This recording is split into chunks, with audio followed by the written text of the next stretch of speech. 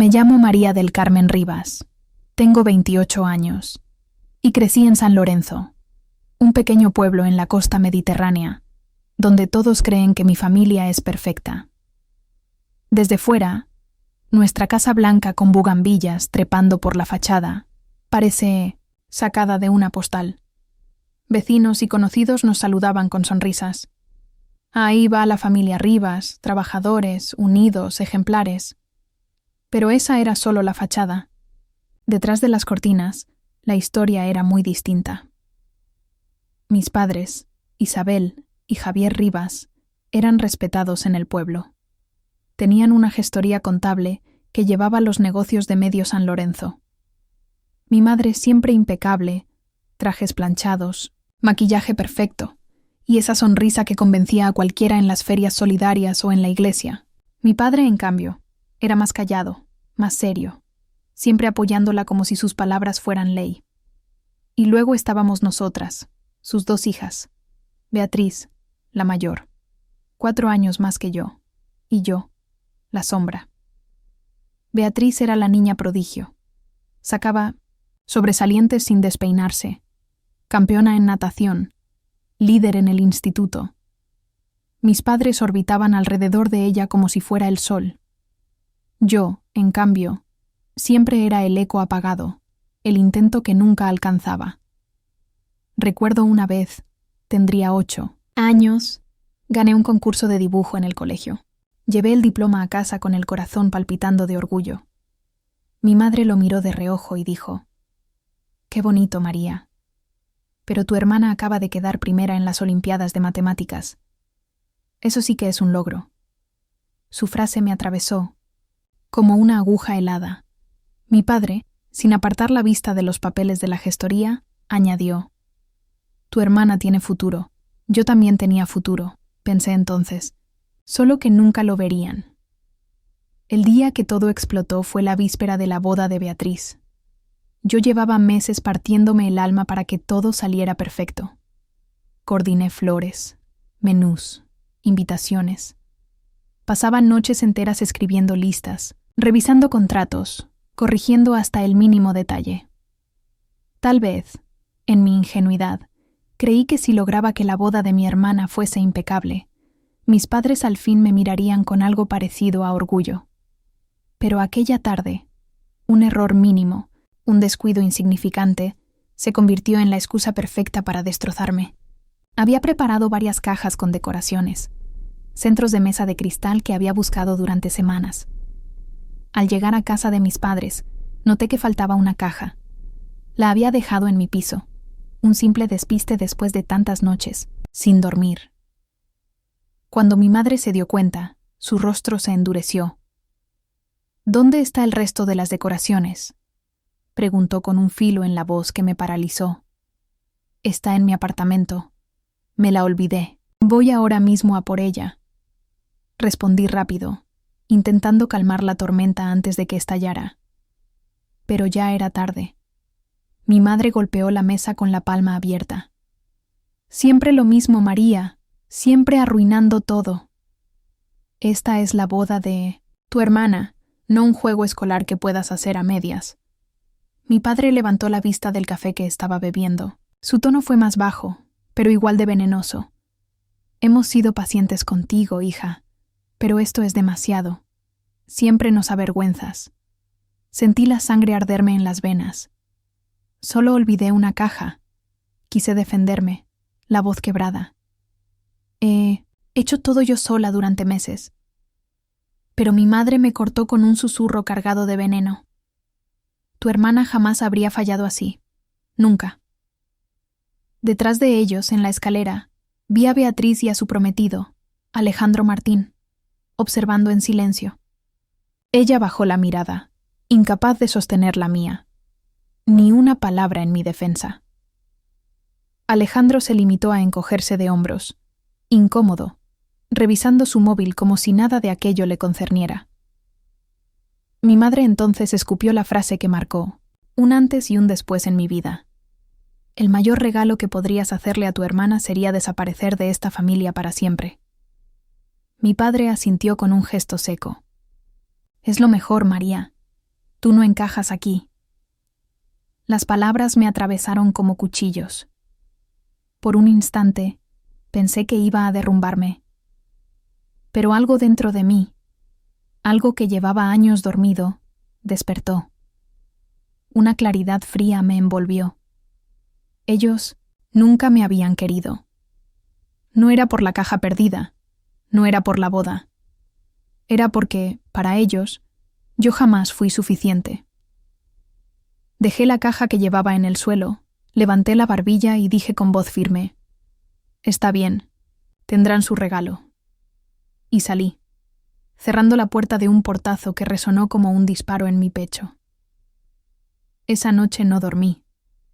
El corazón me latía como si quisiera escapar de mi cuerpo. Al día siguiente, incapaz de enfrentar la boda, abrí el móvil y vi que una amiga transmitía en directo desde la iglesia. Ahí estaban todos. Beatriz radiante en su vestido, mis padres sonriendo, brindando como si la pieza que faltaba, yo, nunca hubiera existido. Las lágrimas me nublaron la vista, pero en mi interior no había derrota.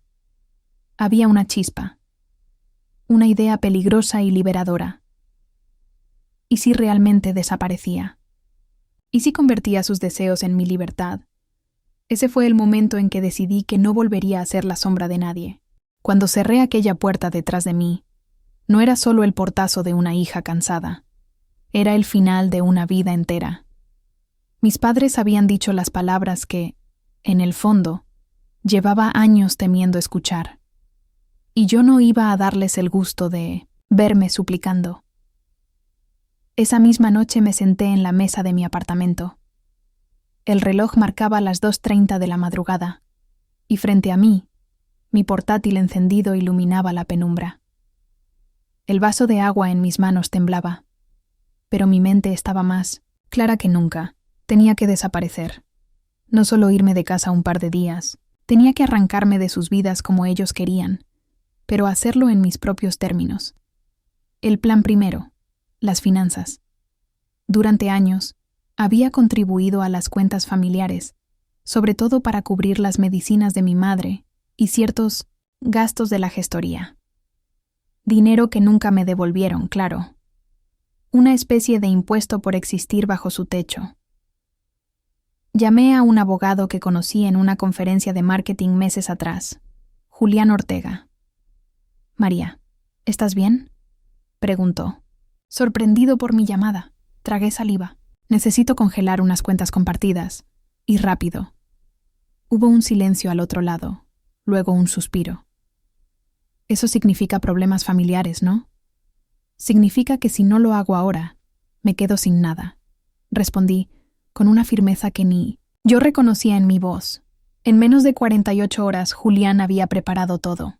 Las cuentas quedaron bloqueadas, y un fideicomiso se encargaba de que el dinero solo se usara para gastos médicos comprobados. En otras palabras, se acababa el juego de mi madre. Después, mi apartamento. Llamé a una agencia inmobiliaria. «Quiero vender al contado, lo antes posible», dije a la gente. El hombre se mostró interesado de inmediato, aunque me advirtió que perdería dinero. «No me importa», contesté. «El tiempo vale más que el dinero ahora mismo». En una semana tenía el contrato firmado. El cheque era menor a lo que el piso valía, pero suficiente para un nuevo comienzo. Empacar la vida. Cuando empecé a empacar, me di cuenta de algo inquietante. De toda una vida acumulada, casi nada me pertenecía de verdad.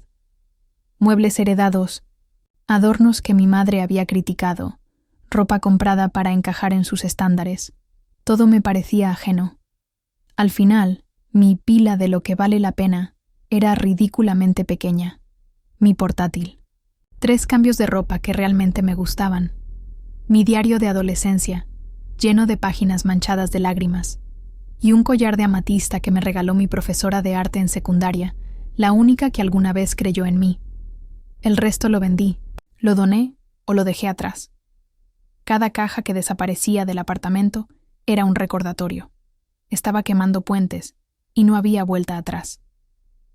El adiós silencioso, la boda se celebró sin mí, y al día siguiente mis padres subieron fotos, a Facebook. Sonrisas perfectas, brindis, bailes. Ni una sola mención a mi ausencia. Era como si hubieran borrado mi existencia de un plumazo. Y tal vez eso fue lo que me dio más fuerza. Si ellos podían fingir que yo no existía, yo podía hacer lo mismo. Una amiga me escribió en privado. María, ¿dónde estabas? Te extrañamos en la boda. La miré fijamente en la pantalla antes de responder con una mentira que sonó más real que cualquier verdad. No podía ir. Ya no pertenezco a esa familia. El nuevo nombre elegí mi destino casi al azar. Una noche, mirando un mapa en Google, mis ojos se detuvieron en Puerto Escondido, un pequeño pueblo costero en el sur de España. Leí sobre su calma, sus casas blancas frente al mar, y decidí que ahí sería mi renacer. Y no solo cambiaría de ciudad, cambiaría de nombre. En adelante, sería Elena Rivas. No un disfraz, sino una versión mía que ya no estaba atada a los grilletes del pasado. Compré un billete de tren solo de ida. Guardé el móvil viejo en un cajón. Compré un número nuevo y avisé únicamente a Julián, el abogado, de mi paradero, por si acaso. Cuando la madrugada llegó, me monté en un taxi con 2 maletas y el corazón latiendo como tambor. El chofer me miró por el retrovisor. ¿Viaje largo?, preguntó. El más largo de mi vida, respondí, mirando por última vez las luces de San Lorenzo desvanecerse en la distancia. Cuando bajé del tren en Puerto Escondido, el aire olía a sal y a promesa. Las gaviotas gritaban en el cielo, y frente a mí se extendía un pueblo de casas encaladas, balcones con bugambillas y calles estrechas que olían a pan recién horneado. Por primera vez en años, no sentí la mirada de nadie juzgándome. Era invisible, y paradójicamente, me sentí libre. La primera semana alquilé una pequeña casita junto a la playa. El suelo crujía bajo mis pasos. La pintura estaba descascarada en algunas esquinas. Pero para mí era un palacio. Pagué en efectivo, firmando el contrato como Elena Rivas. Esa firma fue como un hechizo. Al estamparla, dejé de ser la hija indeseada y me convertí en la dueña de mi destino. Los primeros días me sentaba en la terraza con un café barato, viendo amanecer sobre el mar. Al principio sentía miedo. ¿Y si mis padres me buscaban? ¿Y si descubrían dónde estaba? Pero el sonido constante de las olas fue borrando poco a poco esas voces. Un día, la dueña de una cafetería local, Isabel, me preguntó: ¿Eres nueva por aquí? Asentí, sonriendo tímidamente. Recién llegada. Ella me sirvió un café y me dijo: Puerto Escondido es perfecto para quienes buscan empezar de cero. Aquí nadie pregunta demasiado. Era como si hubiera leído mi mente. La reacción de mi familia una semana después. Encendí el viejo móvil que había guardado en el fondo de mi maleta. Cientos de notificaciones me bombardearon. Mensajes de Patricia, de Michael, incluso de Jessica. María, ¿cómo pudiste desaparecer así?, decía uno. Nos has humillado delante de toda la familia, decía otro. Jessica, más escueta, me escribió: Espero que estés bien, aunque no entiendo por qué lo hiciste. No respondí. Me limité a leerlos en silencio, con el corazón apretado. Por años había soñado con recibir un mensaje donde me dijeran: te queremos, pero ese día confirmé que jamás llegaría. Apagué el móvil de nuevo, lo guardé en una caja y lo enterré en el fondo del armario. Ese capítulo estaba cerrado. El verdadero renacer Puerto Escondido me recibió con calma. Empecé a trabajar como freelance en marketing digital bajo mi nuevo nombre. Cada contrato, cada pago recibido era un recordatorio. Podía sobrevivir sola, sin cadenas. Por las tardes paseaba por la playa. A veces veía familias jugando en la arena, y me dolía un poco recordar lo que nunca tuve. Pero luego me daba cuenta. Yo no había perdido una familia. Había ganado libertad. Una noche, mientras escribía en mi diario, lo entendí con claridad. No desaparecí por venganza, desaparecí para renacer. Epílogo: mis padres y mi hermana siguen existiendo en otro mundo, uno donde yo no encajo. Quizá aún inventan historias sobre mí, quizá aún me culpan, pero aquí, en Puerto Escondido, nadie me conoce como la hija invisible. Soy Elena. Soy libre, y aunque el pasado aún susurre en mis noches más solitarias, el sonido del mar siempre me recuerda que romper cadenas duele, pero es el único camino hacia la verdad. Final. Es la historia de cómo una mujer marcada por el rechazo eligió desaparecer para volver a encontrarse a sí misma.